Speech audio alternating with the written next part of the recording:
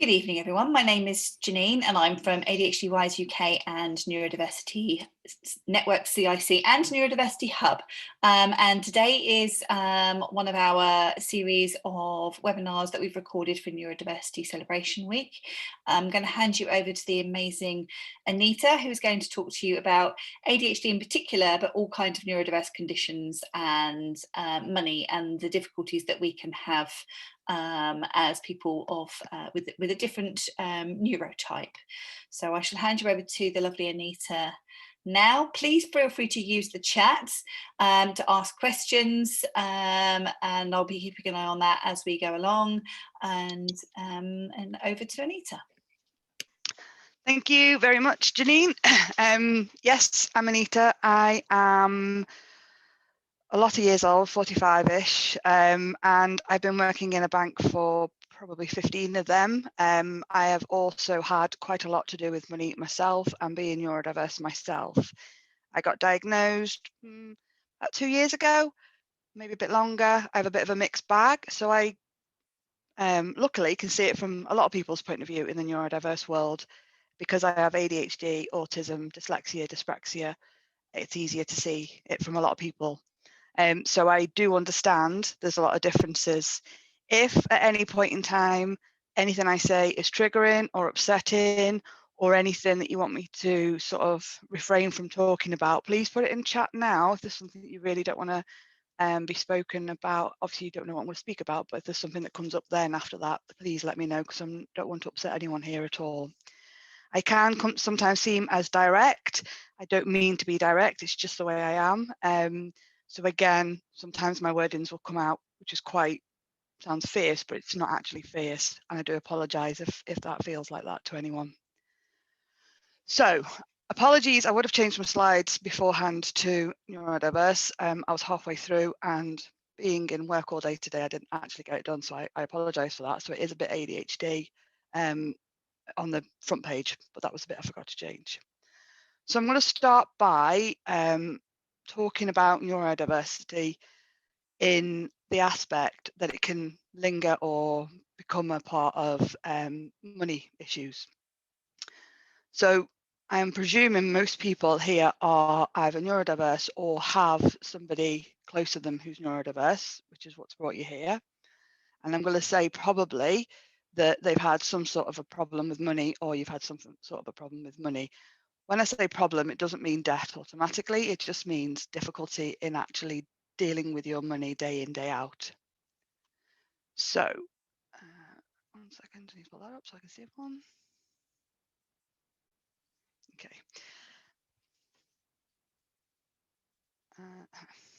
So what I'm going to do with you today is I'm going to talk about, when I say what do I want, it means collectively, what do you want, or the person that you're here to support. How can I get into it? So how you or the person, the action plan, and the review and reward. Okay. So what do I want is probably the first thing that most people struggle with when it comes to money. Because we're neurodiverse and we have been in a world of fitting in to other ways of doing things, most things we've been told in life we should do X, Y, Z, buy a house, all this kind of stuff in this whatever routine that your environment's been putting you into. Now, sometimes that's fell lucky and it's how you wanted your life to go and everything's great and you've managed to keep on top of everything that you need to. And other times it can be quite challenging because you've not understood it in the way that you need to understand it. And in doing so, you can get yourself into a little bit of trouble. And I don't mean trouble as in bad trouble. I mean trouble as in, oh, how do I pay this bill? Which one do I pay first? How do I prioritize? How do I keep track of everything? Not saying that you're actually in physical trouble, just trouble in, dealing with the day to day. So the first thing I would like you to do, just for a few seconds, is I'd like you to think about, if you had all the money in the world, no reasons why, what would you want and why would you want it? So you don't have to share this, or you can if you want, it's entirely up to you. But I just want you to think of, if money was no option and nothing else was a barrier, in any shape or form, what would you want?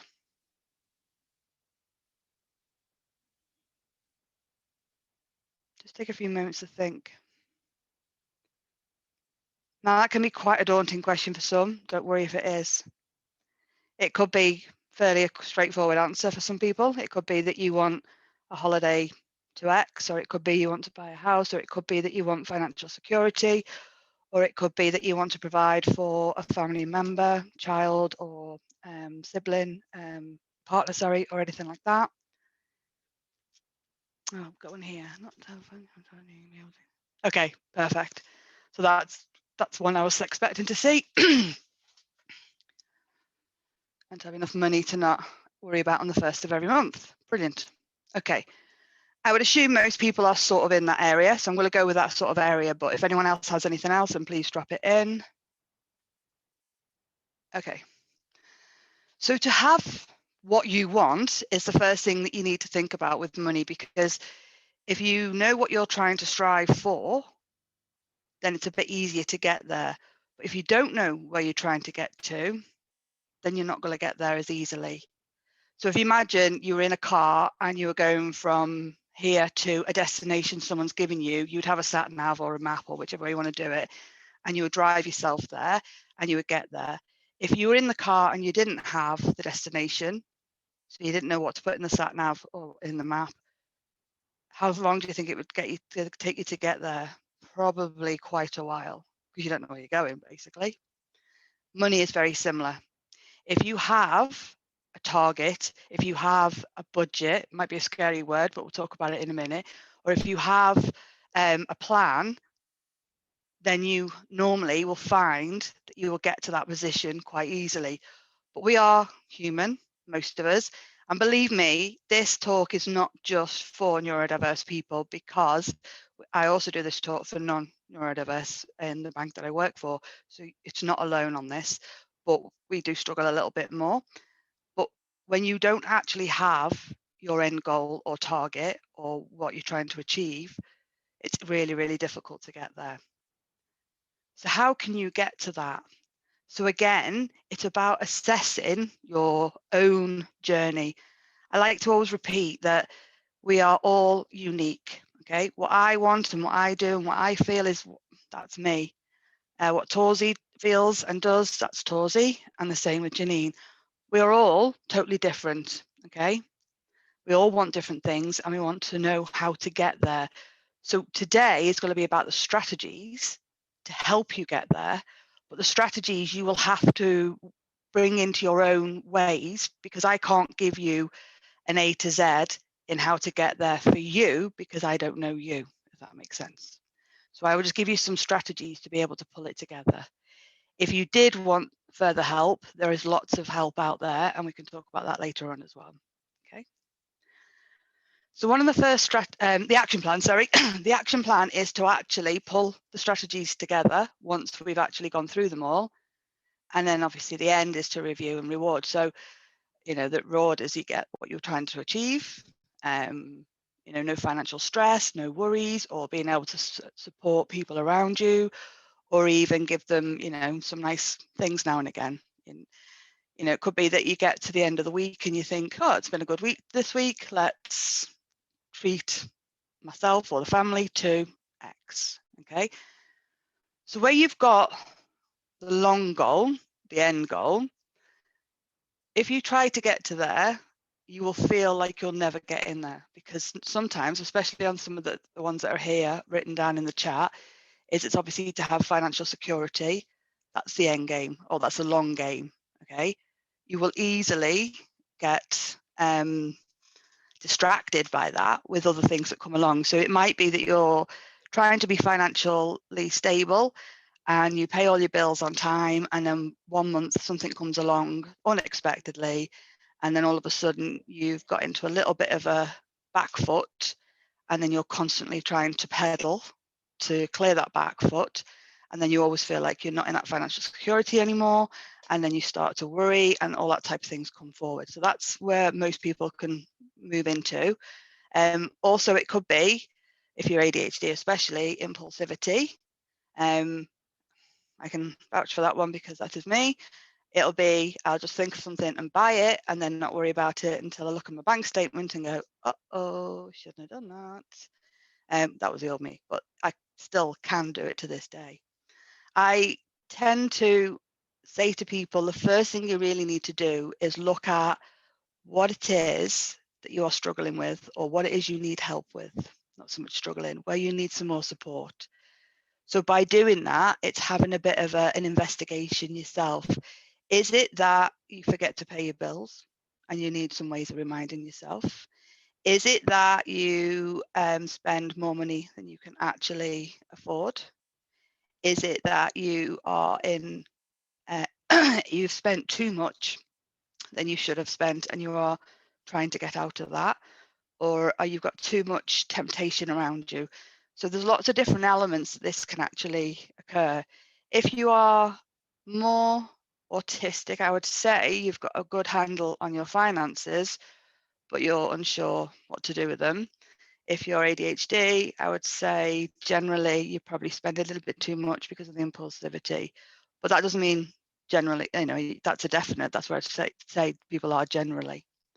Dyslexia, your problems there could be dyspraxic, that you can't understand the things that are being sent to you by the banks or the different lending facilities, and it might be quite confusing.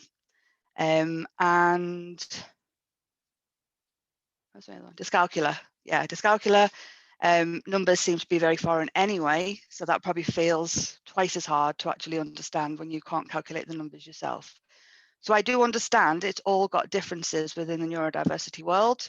So it could be even down to anxiety, and it can even be down to confidence a lot of the time as well, where you know you need to do something, but you don't feel that you know where to go for help or who to speak to be able to help you in these areas. Again, that's quite normal for most people. What I will say is we are in a more fortunate world of today. I never thought I'd actually say this, but even the bank I work for has finally produced a lot of stuff on financial well-being. Not from a lot of nagging, believe me, but there is information out there 100% and people who will help you. The problem that I know you our sort of area faces is knowing how to start that, what to do and where to reach out to. So that's hopefully what I'm going to help with today. So some of the strategies we can talk about could be apps that you can use to control your money. It could be budgets.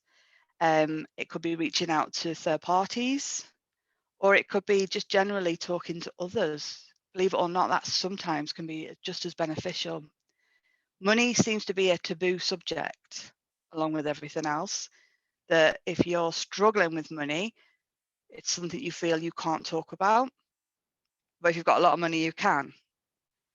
But that's not how it should be nowadays. It should be that if you are struggling with anything, you should be able to talk to people about it and get the help and support that you need. Nobody knows everything. Believe me, nobody knows everything.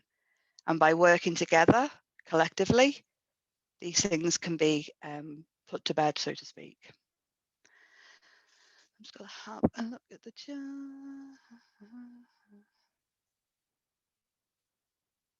Anna, I feel your pain. Has anyone first got any areas that they would like me to go through first before I just go randomly through? Just put in the chat, or if you want to come and speak, feel free to put. I mean, it's not always what people want, but if you want to come on and talk and ask me a question, feel free.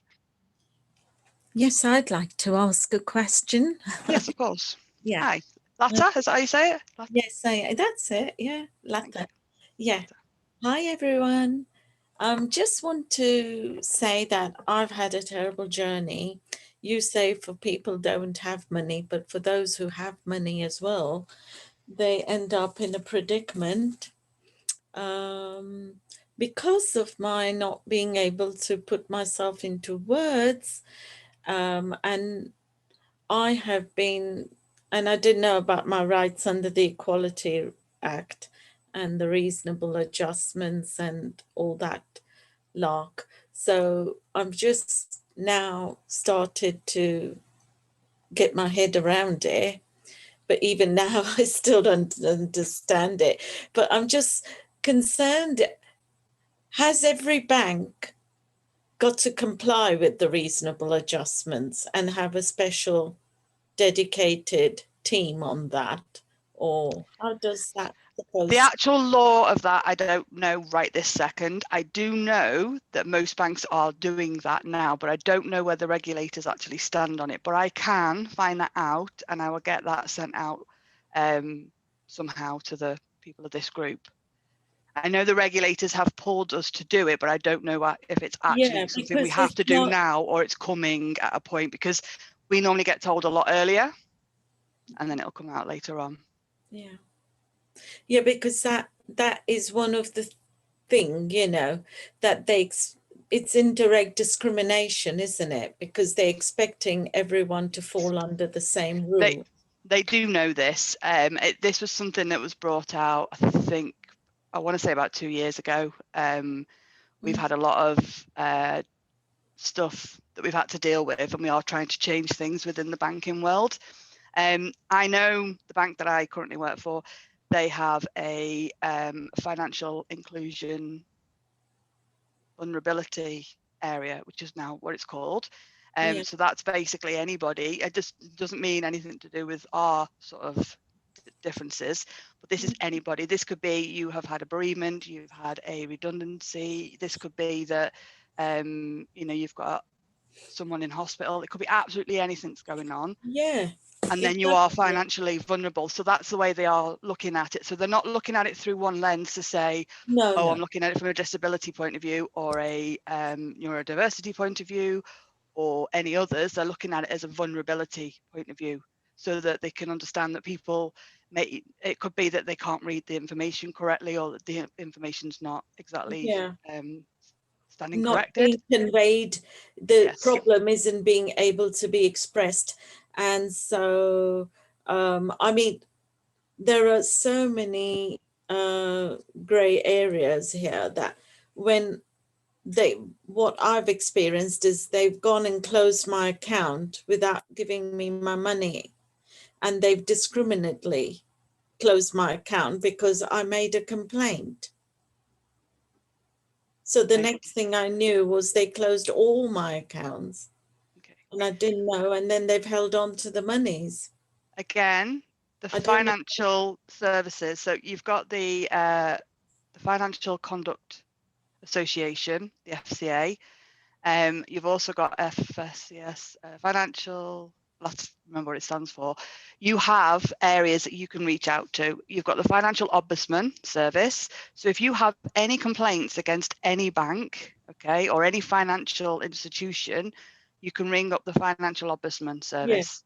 But And you they should report it be there. a department, because that's a very lengthy process. And for me and for us with the you know, I've got more than neurodiversity issues, and I've got other things that I have been traumatized, so my brain doesn't function on these things. This is the last thing that my brain can decipher and understand and put across. So I've been out of touch with all these things. I'm not able to be in that position to put those things in writing. So then I feel more further discriminated because Okay. I'm stuck now. I don't know. I These want are to the things I have raised in meetings, especially for neurodiverse, because being neurodiverse myself, working for a bank, believe me, it's something I'm shouting about quite a lot to make sure that people are aware. What I would suggest is that you call into the bank and ask to speak to an area that can help you by explaining that you just need some extra help. I mean, don't want to do it on here, but if you reach out to me and I'll find out which bank it is and I'll give you the right department to ask for that bank, but don't do it on here. Oh, that'd be great. Yeah. No problem. Okay. Any other questions, anyone? Any other before I move on? No? Okay. From a point of view of day-to-day monies, I mean, yes, banks can have their own individual problems, that needs to be dealt with separately. But from a neurodiverse point of view, we find that routine sometimes or misunderstandings can get us into a little bit of deep water. If there's things like that, there's lots of apps out there, and there's lots of different ways that you can control your spending, limit your overspending and things like that. So one of the ones that I use, which is really good, is Money Dashboard. Don't know if anyone's heard of it, but you literally allow them to have access to your bank. So that's the thing you have to agree to. And it pulls together all of your spending habits, and it will give you alarms and everything to say you've gone past your spending limit.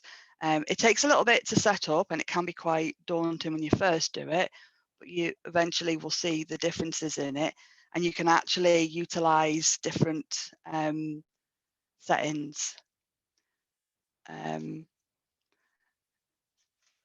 to, you know, sort of see where your money spending is happening. So it could be that you set yourself a budget. That's another version. There are lots of budget planners that are out there.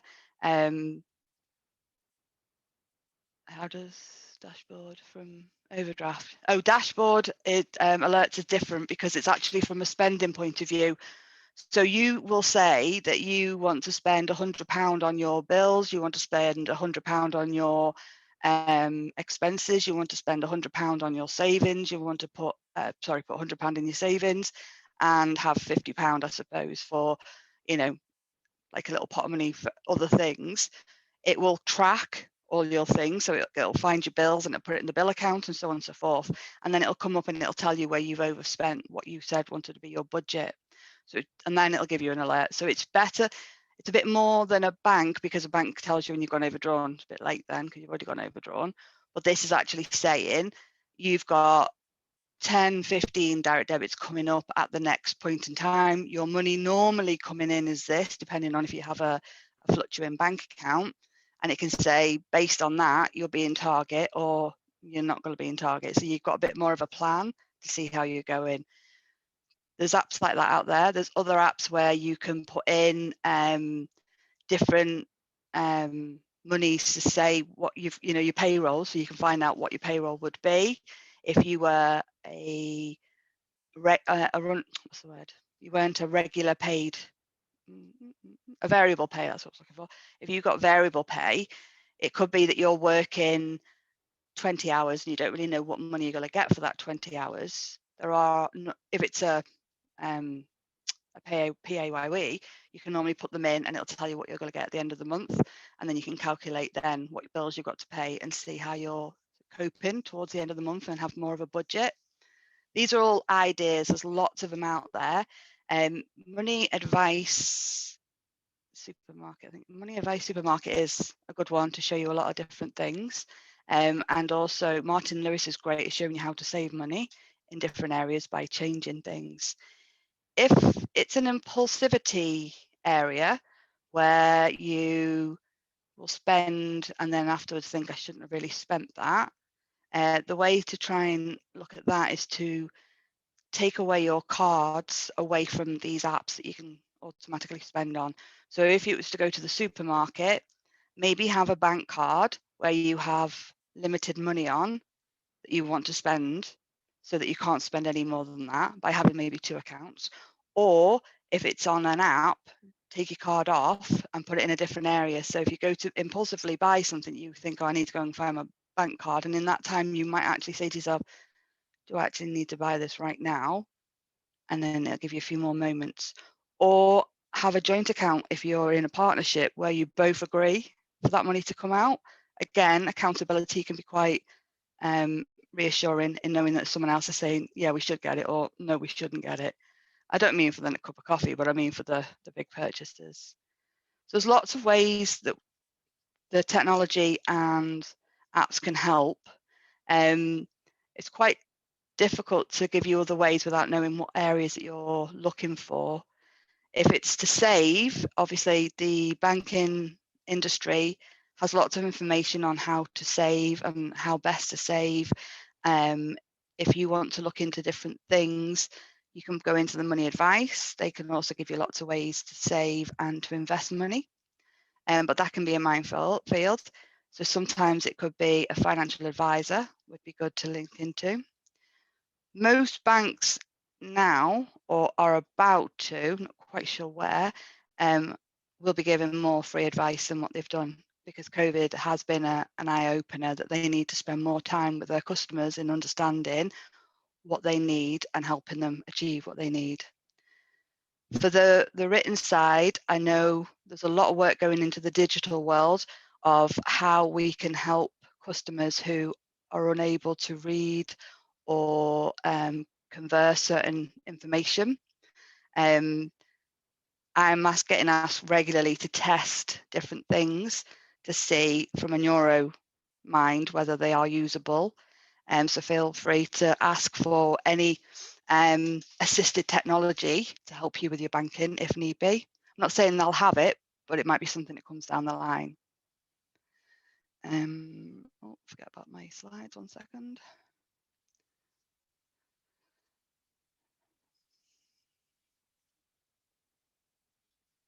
Okay, so we've gone through some of the strategies.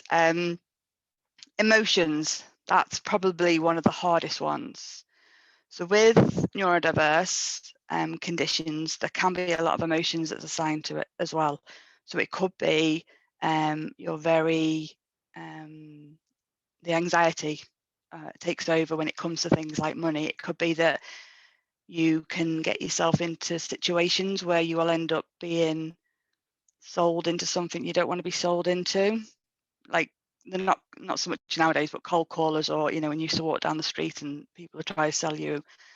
I was always the one that they saw and went for because they knew that I was going to say yes because I have that look in my eye.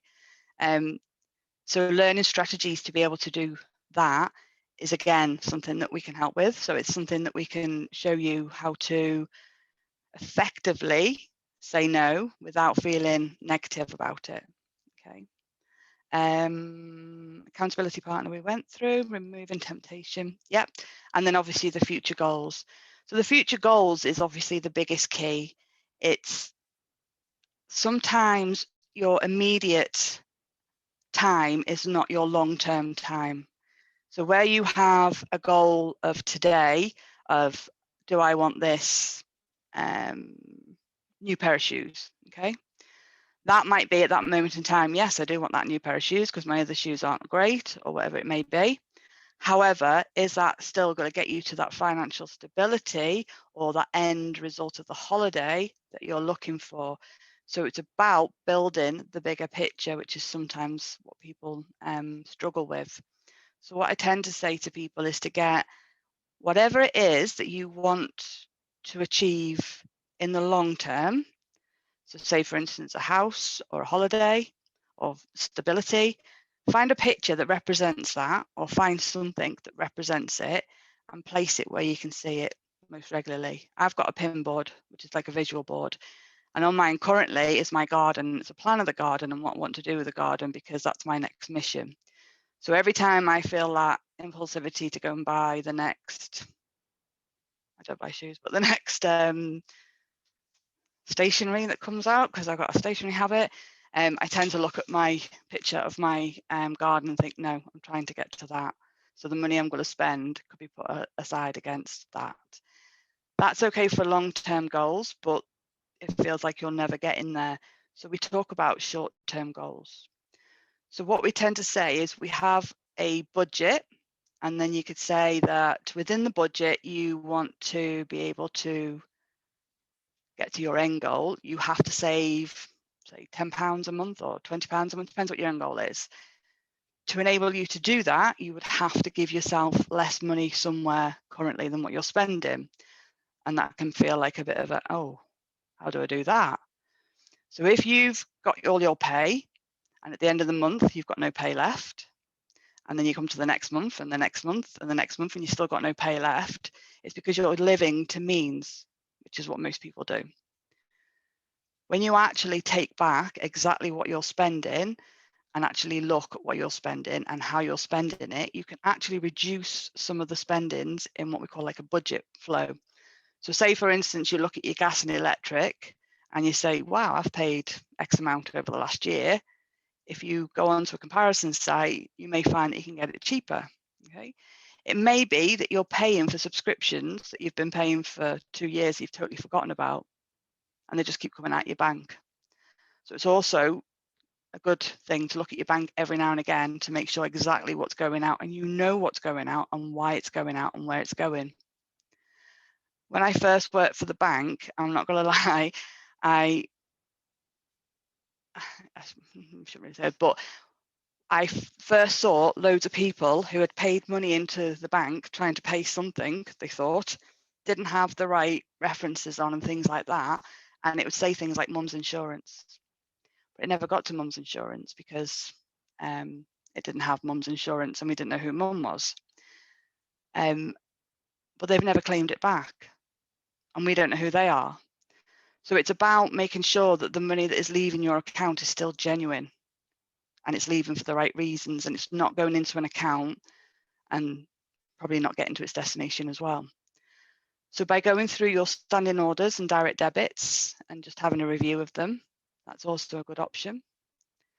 And by just doing that, you could probably look at things and think, why am I still paying for that?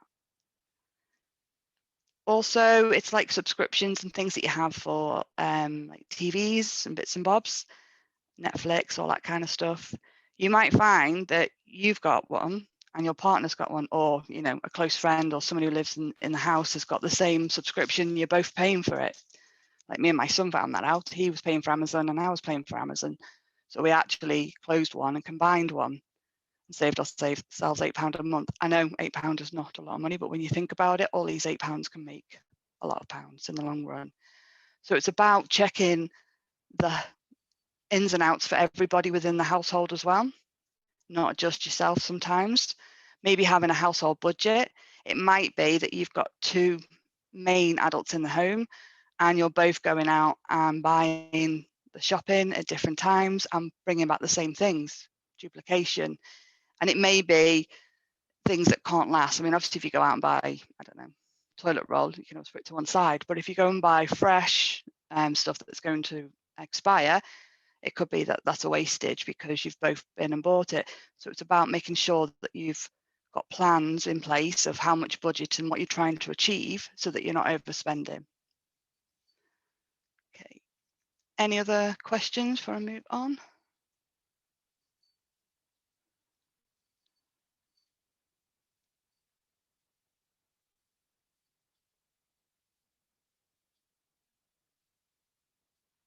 Phone insurance, yes. Things like that, yeah. And that's another, I emptied my credit card one. That's perfect, yeah. Headphones is a good way to actually ignore the salespeople come in, or you just, as you see them, you need to sort of tell yourself, don't look at them, don't look at them, don't give them eye contact, because the moment you give them eye contact, that's where they think of coming in. Or you say, I've got to go, I've got to be somewhere, and just make up an excuse. Or just say, no, thank you. That is quite hard, I know, but just say no, thank you, and carry on walking. The phone insurance, realised I could add my phone. Yes, I've had things like that as well, and I've seen people do the same thing. So be careful where you've got additional benefits with certain products that you already have and that you're not duplicating them. So it could be that you're paying for your bank.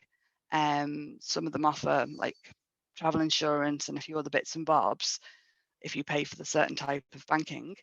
And sometimes you'll already be paying for something like that and you don't realise. So it's always worth reading. And along with the package accounts and things like that as well, always check that all of the items are worth it for you, because these packages they pull together is saving you money in the long run, but only if you have all of the items. If you don't use all of the items, you're paying the same as probably what you could pay yourself singly. So just be wary of that.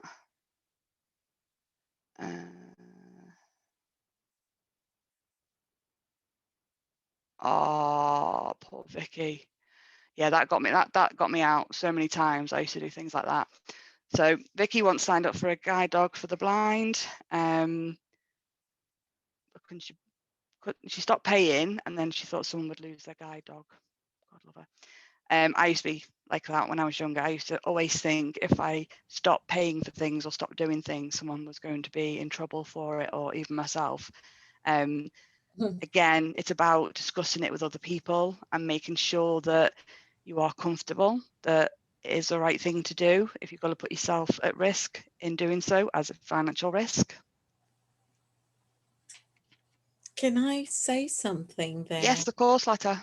Thank you. About the guide dogs, I mean, this proves that people believe myths and get themselves into trouble for believing things that are not true. Yes. Because guide dog charity is the most richest charity in the country, and they don't know what to do with all the money they have, but they just keep raking it in, and you know, they should be actually barred from asking for any more money, because a lot of people fall for it, and they're one of the charities that has got the most money. There's a vulnerability of certain people. It could be elderly, it could be dementia, it could be lots of things where people are vulnerable, and even it could be like mental health issues where they're vulnerable and sign up to these things. So I believe that now somebody's supposed to phone you shortly afterwards and check it's definitely what you want. I don't know if that still happens. That was before COVID. So if you signed up to a charity, they're supposed to ring a day or so later and check that that's still what you want because of that reason. But again, that's one side of it. But that whole I'm helping someone and I really want to help someone, that's very difficult to switch off that emotion, to be able to not sign up for everything. Believe me, if I could, I'd pay for everyone to have everything because that's how I feel. But that doesn't mean I can pay my bills and everything else. So it's about knowing your boundaries and where your boundaries are, asking for support and help from other people, however that may be. It could be a support group, it could be a partner, it could be family member, it could be a financial advisor. There's lots of routes that you can get help and support. And I think the biggest thing is to understand is that it's okay to ask for help and support. We are all human and we all need a bit of guidance every now and again. And it doesn't mean that you are any of the feelings that probably come into your mind when you think about it. So if you ever need anything where you're unsure of, reach out to the Financial Services Ombudsman. It could be reaching out to all of these different areas that have got support and help out there, or even a support group like Neurodiversity that are here to help you as well.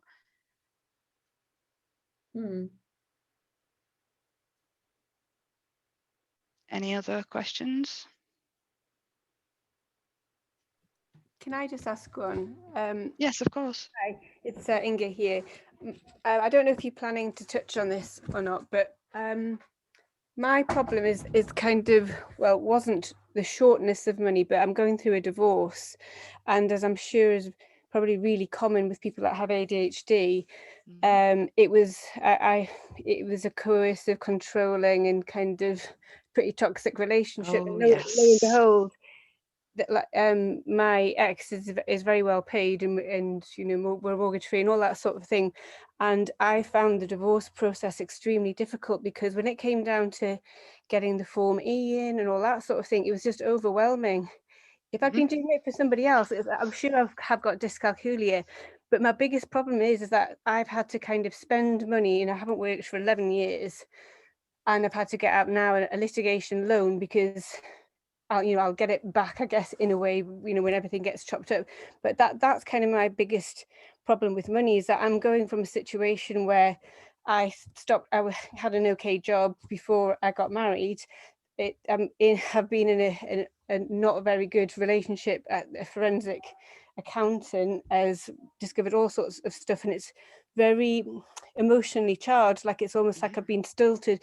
And my experience so far when it comes to the court system, which this is my real question, is my solicitor's pretty good, but he doesn't really get it. Definitely my experience of the first court hearing that we had, it's like I was the naughty ADHD girl who didn't get her form in, and I can't speak because of course the barristers are speaking on your behalf, and I just have to listen to this kind of undertone and narrative of like, as it happens, I got away with it and I haven't been penalized but I am going to get penalized because there's more letters kind of coming because I'm delayed now with something else because it's overwhelming because of everything.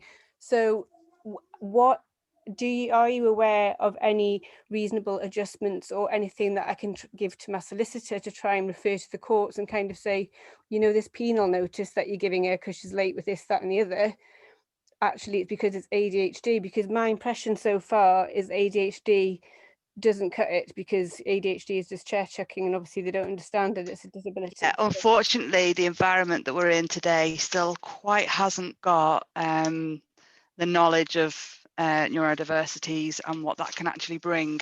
That is something that's going to come future down the line, hopefully. But I understand that's not going to help you right now.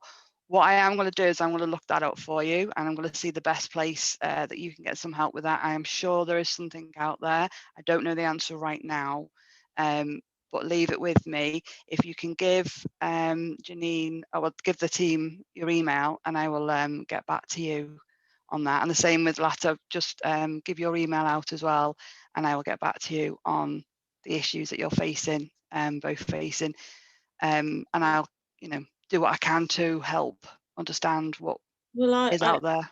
It's interesting what Inga's just said is what I've been through as well. Yeah. I've been through the same process where I've been penalised through the courts, and I wasn't aware of the reasonable adjustments there either. And I will find out what is available, and I will get that message out to you. I do know my son's going through the same issue, to be fair, so it is something that. Oh wow! Yeah. I can tell you a few things that I've found out which would help her and your son. It's not, this one's slightly different. He was stupid. He did do something he shouldn't have done, but because of paper errors, he's been penalised for it. But that's what I'm pushing against, because the paper errors is not his fault. No. So I will definitely research what I can for you and get back to you. I've got an email there. That's great. And then, yeah, hopefully we can. If not, we can. Or I can also put you in some areas that we might be able to help with. Janine I've and been myself bullied on and different things. intimidated by the judges and the courts, and misguided, and then I was penalised, and I was. The fact that it's the judges and they're the ones that are supposed to be protecting us, but yes, okay. Leave that one with me. Remind people that this is being recorded, so there's some quite personal stuff coming out, so just to keep that in mind. Yes. Thank you, Janine. I have a question. Yeah. Hi, Anna. Hi, I've put it in the chat as well. Oh, sorry, I might have missed it. That's all right. I'm afraid I've got ADHD, dyslexia, dyspraxia, probably dyscalculia, being assessed for autism, and I've got Erlen syndrome, which I don't know if you've heard of. Or could you have? I have. Yes. I've got severe Erlen syndrome, so they haven't managed to find a tint that allows me to reprint. And so I get really bad visual stress. Bit difficult to explain to people, but is there any reasonable adjustments that I can ask for? Because people say, "Oh, use this app, use that app." I can't. Yeah, no. I'm not sure on all banks, but I know HSBC specifically are actually looking at that at the moment. Now, wow. I'm not sure how far they are, but they have come out with all different varieties of digital experiences for different areas of the neurodiverse spectrum. I do know Earlham's is one that we are looking at, because I do know one of the colleagues that is on the team with me is Earlham's, so that's something that we've raised. Right. We've raised quite a lot of other areas, and I can't say right now something's come in right now because it's still in its drawing stages. Yeah. But all you can do for the moment is reach out to your bank and ask them for support. Well, So, I'm very lucky, actually. Well, I'm not lucky. I had an issue, long story. I had an issue, not for me, but for my daughter, to do with fraud that wasn't a fraud. And it just amazingly happened to be that the man that was dealing with the case had Erlen. yeah. But I didn't know whether there are any apps out there, because it's the app thing that's the problem, that I can't. Apps in general or apps in banking world? Well, apps in banking, apps to do with money and you know, finances, that kind of thing. Yeah. Like I said, I know HSBC are currently looking at it. I'm not sure about other banks. I will investigate. And again, if you drop your email into the team, and I will get something out to you with an answer to that. Okay, how do I do that? Who do I address it to? Just put it into info at, it's up there, well, you can't quite see it, info at ADHDwise. Oh, okay. Would that be in the email that I got sent? Yes. Okay, thank you.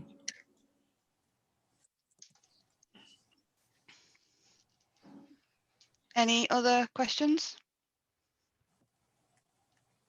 or issues? No. So we're going to go back to sort of money parts. I know there's obviously some areas that we need to look at for specifics, but in general, money pots, this is something I tend to talk about for people who get to the end of the month and not, realize they've got no money left. It's about having some jars that you, or it doesn't have to be jars, it'd be something visual that you can see yourself. It could be a spreadsheet, it could be an app, it could be that you have jars or even trays, whichever it is that you find more suitable, that you actually put your bills in. So you could either have trays to put all these types of bills in so that you can keep an eye on it if you're still paper. If you're computerized, then obviously any emails, you could be putting them into like a little pot to say this is all the bills that you've got to pay. Each pot, you could give a limit to it, so you'd know roughly what you normally spend, or if not, you'd have to look back and give yourself a limit to make sure that you don't go outside of your limits. And then what you need to do with that is give yourself a reward, though, because if you don't have short-term rewards, it becomes very repetitive and boring, and you will feel like you are not getting anywhere. So although you have your future goal and you have that pot of money that you sort of put towards, you need to be putting a little bit of excess money that you've saved into another pot, which could be a slush fund, or it could be a night out fund, or it could be I want to go and buy, I don't know, the next, I don't know, I can't think of anything. I'm not really a purchaser in that sense. Mine would be stationary every time, or an animal. Yeah, I can buy another animal. But it'd be an immediate reward. It could be a night out, anything that you want to do. If you set that aside a goal, and give yourself these rewards where you have immediate rewards from your budget, you can have monthly rewards, you can have half yearly rewards, and you can have your actual goal rewards. If that makes sense.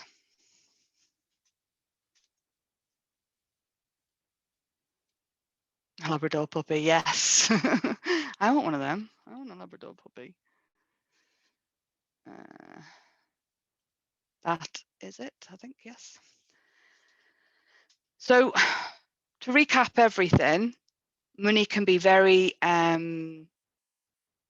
challenging, I suppose, the money area, because it's a vast area. It's something that impacts your life day in, day out.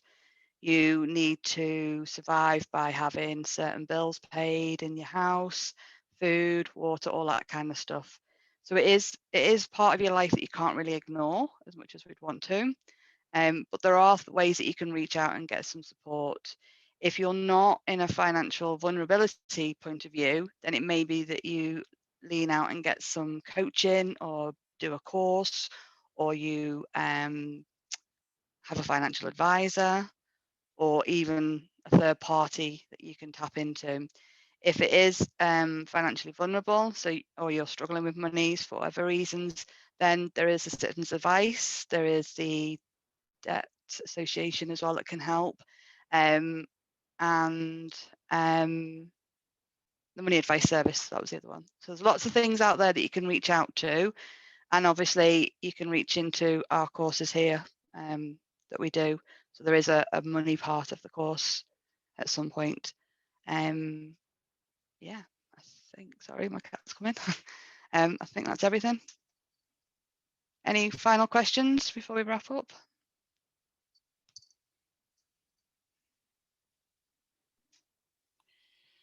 Okay, so I would like to thank Anita for that session. I'm hoping you all got a lot from it, and realise that perhaps it raised more questions than you ever thought to ask.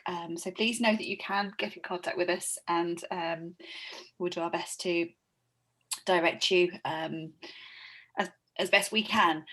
So I'm going to say good night to everybody and stop the recording. If people want to carry on chatting after the recording, that's absolutely fabulous. But for now, Anita, thank you. Everybody else for joining. Thank you very much. Thank you. Thank you. Thank you.